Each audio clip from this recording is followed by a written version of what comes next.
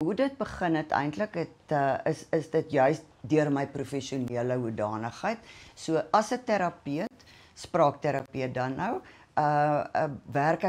het ek baie met kinders gewerk en die 1-tot-1 interaksie vir jong kinders is altyd deur speletjies. Dis altyd deur spel. Spel is vir 'n kind 'n natuurlike medium. So hulle dink nie dat hulle werk nie. Hulle dink hulle kom speel by my. En my spel het dan 'n einddoelwit. So ek kies my speletjie en ek kies my aktiwiteite sodat ons by 'n einddoel kan uitkom. En omdat dit so kragtig en magtig vir my uitgewys het binne die terapie, het dit vir my die hele idee oopgemaak dat eintlik is enige iets moontlik deur spel. As jy net weet waar jy heen gaan, kan jy die begeleider word en jy kan uitkom by 'n eindpunt. En ek beleef ook dat ouers honger is vir inligting en dat ouers honger is om te besef of vir kennis oor hoe kan ek my kind maksimaal ontwikkel. Elkeen van ons as ouers het die behoefte om ons kind die beste mens te maak wat hy kan wees.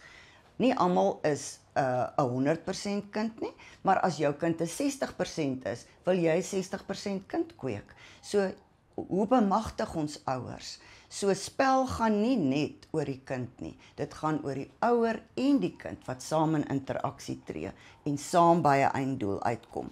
Maar daar's 'n volwassene en die volwassene skep 'n veilige hawe waarbinne hy die kind kan monitor om tot by 'n eindresultaat uit te kom. So dis die dinge wat gemaak het dat ek besef het, daar's soveel speelgoedwinkels hier buite.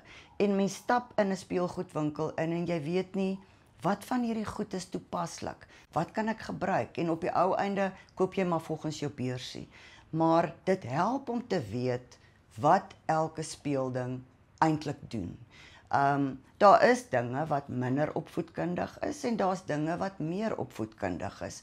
En dit was die doel van my winkel wat dan nou anders is, dat ek juist wou sê, weet jy dink jy speel net met hierdie speletjie, maar weet jy wat jy eintlik besig om te doen?